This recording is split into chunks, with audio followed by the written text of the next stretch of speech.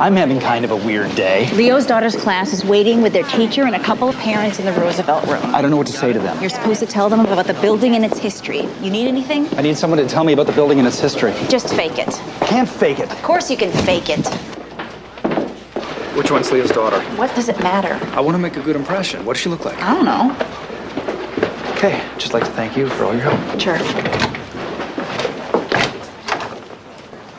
Hi, I'm sorry to be late. Mr. Seaborn, Mallory O'Brien. Hi. And these are the 4th graders at Clear Lake Elementary School who wrote the best essays on why they wanted to visit the White House. Well, that's just great. Why don't we get started? My name is Sam Seaborn, and I'm the Deputy Communications Director.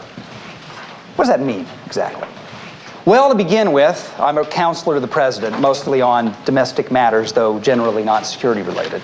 I work with Toby Ziegler, the Communications Director, and C.J. Craig, the Press Secretary, on crafting our message and getting it out through the electronic and print media.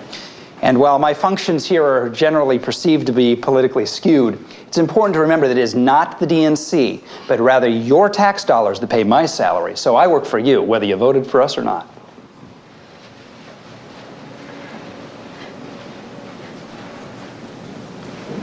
Mr. Seaborn, maybe you could give us some history. Sure.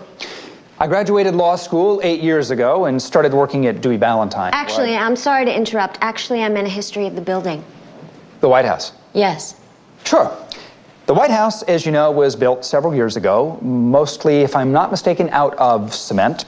The room we're in right now, the Roosevelt Room, is very famous. It is named after our 18th president, Franklin Delano Roosevelt.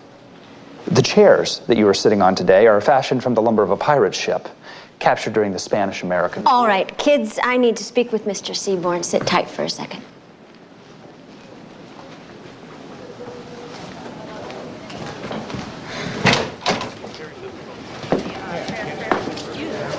Hi. How you doing? I'm sorry to be rude, but are you a moron? In this particular area, yes.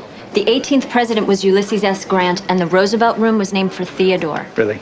There's like a 6-foot painting on the wall of Teddy Roosevelt. I should have put 2 and 2 together. Yes. Look, the thing is, while there really are a great many things on which I can speak with authority, I'm not good at talking about the White House. You're the White House Deputy Communications Director, and you're not good at talking about the White House? Ironic, isn't it? I don't believe this. Wait a minute, please. Could you do me a favor? Could you tell me which one of those kids is Leo McGarry's daughter? Why? Well, if I could make eye contact with her, make her laugh, just see that she's having a good time, it might go a long way to making my life easier. These children worked hard. All of them. And I'm not inclined at this moment to make your life easier. Ms. O'Brien, I understand your feelings, but please believe me when I tell you that I'm a nice guy having a bad day.